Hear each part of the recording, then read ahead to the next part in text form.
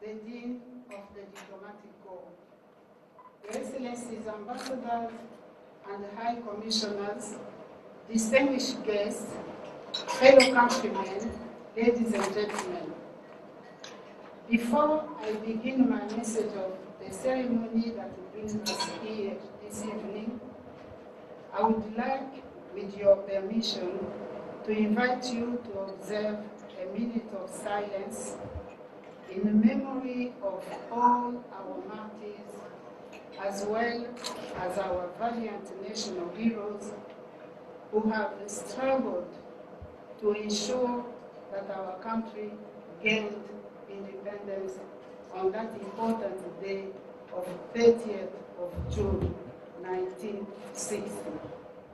This year's anniversary coincides with the electoral process, which will be the third general and inclusive elections since our nation became sovereign. It is worthy of noting today that the DR Congo has made a huge progress in multiple areas of the national life. His Excellency Joseph Kabila Kabange, President of the Democratic Republic of Congo, has asked that I take this opportunity to inform you of the current situation in the country. Thus, the Democratic Republic of Congo is suffering no institutional crisis, nor one of political legitimacy. Permit me to thank the various governments that you represent here, and to express our wish that in the crucial period of elections, we continue to benefit from your deep support. I thank you.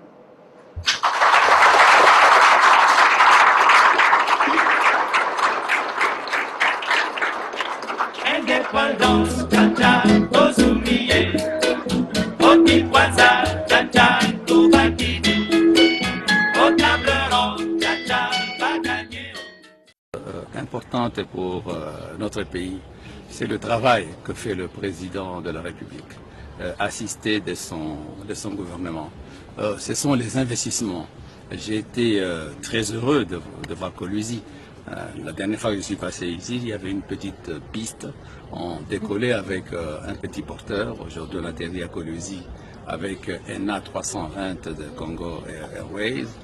Demain, il y aura un aéroport international à Kolwezi. J'ai visité avec le président de la République hier la centrale qui est en train d'être construite à Boussanga. Et ce matin, nous étions avec le président de la République pour visiter les installations des 6 communes. C'est ça qui compte. Les gens qui, à Bruxelles, passent leur temps dans des bars et se font recevoir par l'un ou l'autre politicien qui rêve toujours, en fait, disons que le Congo fait partie du Congo belge. Ça, c'est leur affaire, ça. Et là, nous nous préparons à aller aux élections. Le président de la République a donné l'exemple. Il a respecté la Constitution. Alors que dans notre cercle autour de lui, plusieurs lui disaient de suivre l'exemple de Sassou Nguesso, qui a modifié la Constitution, de Kagame, qui a modifié la Constitution, de Nkurunziza, qui a modifié la Constitution, et tant d'autres. Il a dit non. J'ai promulgué cette Constitution, je la respecte. Alors, bon, à partir du moment où le président a dit qu'il respecte cette Constitution, les gens qui passent leur temps dans des bars à Bruxelles, ça c'est leur affaire. S'ils s'imaginent que là, ils sont importants, mais pour nous, c'est de la distraction. Et s'ils ont ici, dans l'ex-Katanga, des gens qui s'imaginent qu'ils constituent le salut, bon, ok. Ils peuvent toujours continuer à rêver. Mais on ne peut pas rêver toute la nuit. J'avais répondu à une interview de La Voix de l'Amérique avant que M. Bemba arrive ici. Et La Voix de l'Amérique m'a dit tiens, M. Bemba vient et il va se présenter aux élections présidentielles. Et j'ai répondu à La Voix de l'Amérique que je suis ministre de la Justice, donc je n'ai pas à donner mon point de vue sur la place publique. Mais j'ai signalé très clairement à La Voix de l'Amérique que notre Constitution était très très claire. Elle pose 4 conditions pour se présenter aux élections présidentielles. Il faut être congolais d'origine, il faut avoir un âge minimum de 30 ans, il faut avoir tous les droits civiques et politiques, et il faut ne pas se trouver dans un cas d'inéligibilité prévu par la loi électorale. Et la loi électorale, en son article 10, prévoit un certain nombre de cas d'inéligibilité. Et j'ai dit à cette époque-là, à La Voix de l'Amérique, avant que M. Bemba ne pose sa candidature, que s'il a des bons avocats, ils lui diront qu'il n'est pas éligible. Donc pour nous, il n'y a eu aucune surprise quant à savoir que la CENI d'abord et puis la Cour constitutionnelle ensuite l'ont invalidé. Je suis peut-être parmi les rares individus à avoir lu l'ensemble de l'arrêt de la CPI concernant M. Bemba. C'est 540 pages et je les ai lus de la première page jusqu'à la dernière.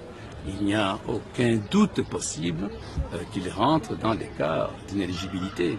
Et quand j'apprends maintenant que des gens qui s'agitent à Bruxelles ont dit qu'ils vont saisir la Cour pénale pour une interprétation, je dis c'est la foutaise absolue. M. Bemba a été acquitté pour son procès principal. Il a été acquitté non pas parce qu'il n'était pas coupable, il a été acquitté parce que la procédure n'avait pas été correctement suivie. Le deuxième procès concernait la subornation de témoins, et dans le procès s'agissant de la subornation de témoins, il a été reconnu, lui et tous ceux qui étaient avec lui dans ce procès, Babala et Mekilolo, que j'aime bien, mais enfin, qui étaient là dans ce procès, ils ont été reconnus coupables au premier degré. Ils sont allés en appel et en disant qu'ils demandent que la chambre d'appel puisse statuer sur ce cas-là. Et la chambre d'appel a confirmé qu'ils étaient coupables. Non seulement a confirmé qu'ils étaient coupables, mais la chambre d'appel a dit en plus que la peine qui leur avait été infligée d'1 année de prison était une peine dérisoire. Et cet arrêt, moi je l'ai lu, il n'y a peut-être pas 20 Congolais qui ont lu cet arrêt-là, mais moi je l'ai lu, c'est très très clair, il établit qu'ils ont fait de la corruption, et l'article 10.3 de notre loi électorale est très clair. Quiconque a été condamné pour corruption ne peut pas se présenter. Et si maintenant j'ai appris qu'ils ont saisi la CPI pour l'interprétation, s'il devait apparaître qu'ils veulent à un moment donné pouvoir influencer la CPI, nous allons en tirer les conséquences. Je suis ministre de la Justice, je fais appliquer les lois de la République. Je n'ai pas d'état d'âme. Je n'ai pas d'état d'âme. Si je dois faire appliquer une loi sur la nationalité, je la fais appliquer. Le président de la République a donné l'exemple. Il respecte la Constitution. Tout le monde a dit Kabila doit respecter la Constitution. Kabila a respecté cette Constitution. Il l'a respecté puisqu'il ne s'est pas présenté.